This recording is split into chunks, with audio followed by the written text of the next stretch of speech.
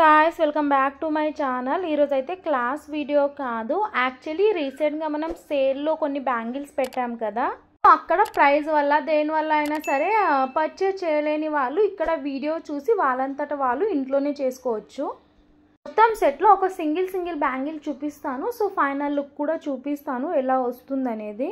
ఇక్కడ నేను flat cut కాకుండా రౌండ్ కట్ బ్యాంగిల్ తీసుకున్నా, అది కూడా 2 కట్. అండ్ కుందన్స్ వచ్చేసి ఇవి 4x4 గ్లాస్ కుందన్స్.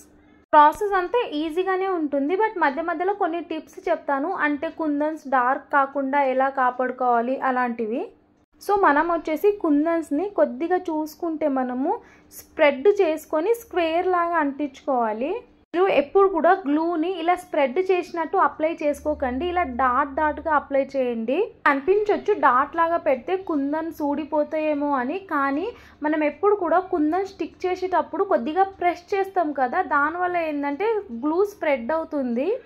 ఆటోమేటిక్గా కుందన్ బేస్ కింద ఎంత గ్లూ కావాలో అంతే స్ప్రెడ్ అవుతుంది, ఎక్స్ట్రా ఎక్కడ తగలదు. మీరు ఎప్పుడైనా అబ్జర్వ్ చేస్తే చుట్టుపక్కల కుందన్ ఫ్రేమ్కి గ్లూ తగలడం వల్ల కొన్ని రోజులు లాంగ్ రన్లో కుందన్స్ బ్లాక్ అవ్వడం కనిపిస్తుంది.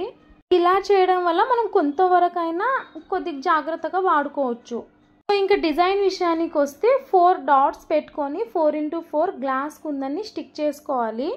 మీరు బిగినర్ అయితే ఫస్ట్ సెంటర్ స్టోన్ని స్టిక్ చేసిన తర్వాత నెక్స్ట్ వచ్చేసి చుట్టుపక్కల అటు సైడ్ స్టోన్ని స్టిక్ చేయండి అంతే. బట్ కొద్దిగా నీట్గా స్టిక్ చేసుకోండి, ఎందుకంటే కొద్దిగా హెవీ కడాస్ కదా, సో జాగ్రత్తగా స్టిక్ చేసుకుంటే ఎక్కువ లాంగ్ రన్ యూజ్ చేసుకోవచ్చు.